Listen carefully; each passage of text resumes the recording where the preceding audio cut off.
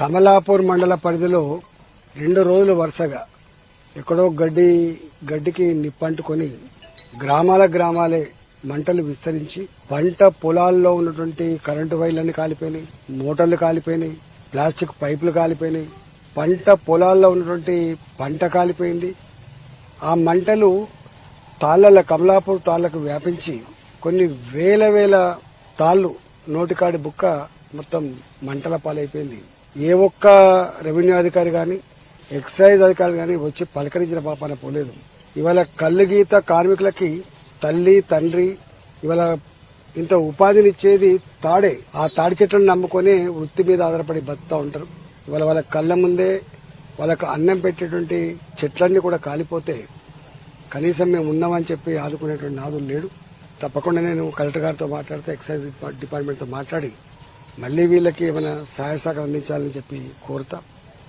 కానీ రైతులకి నా విజ్ఞప్తి ఏంటంటే, ఒకప్పుడేమో మనం వరి కోత కోసి మెదళ్ళు వేసుకొని కట్టెలు కట్టుకొని కుప్పలు పెట్టుకొని బంతులు కొట్టి గడ్డి అంతా కూడా పశువులకు వాడుకునేది.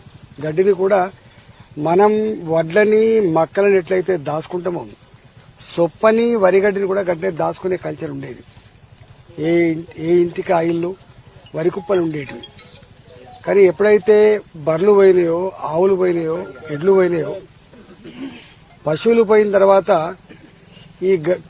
ఈ మిషన్లు కటింగ్ మిషన్లు వచ్చి మొత్తం వడ్లను తీసుకొని గడ్డి అంతా పొరలను వదిలిపెట్టిపోతే ఎక్కడ ఎండాకాలం 40-45 డిగ్రీల ఎర్రటి ఎండలల్లా ఎక్కడ అగ్గిపుల్ల గీకేసినా, ఎక్కడ కరెంటు వైర్లు తాకి నిప్పులు చెలరేగినా, ఎక్కడ చుట్టపడేసినా ఇవాళ ఇట్లాంటి ప్రమాదాలు జరుగుతూ ఉన్నాయి.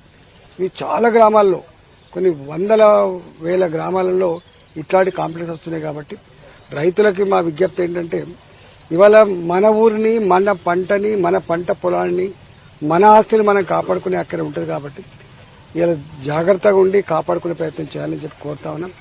ఇవాళ అగ్నిమాపక దళాలు లేకపోతే ఫైర్ ఇంజన్లు ఇవి ఇంత పెద్ద మొత్తంలో ఏదో ఒక ఇల్లు కాలిపోతే చేసేటువంటి ఆస్కారం ఉంటుంది కావచ్చు. కానీ వందల వేల ఎకరాలలో ఊర్లు ఇవాళ తగలబడుతుంటే కాపాడలేని పరిస్థితి వస్తుంది. కాబట్టి ప్రజలు కూడా అప్రమత్తంగా ఉండాలని, మన పంట పొలాలలో ఉన్నటువంటి మోటార్లకి, వైర్లకి, పైపులకి, మన ఆస్తులకి, మన పంటకి మనం గ్యారంటీ చేసుకోవాల్సి అక్కడ ఉందని చెప్పి కోరుతా ఉన్నాం. ఏది ఏమైనప్పటికీ కూడా ఇవాళ అధికారులు స్పందించకపోవడం అనేది బాధ కలిగిస్తాం.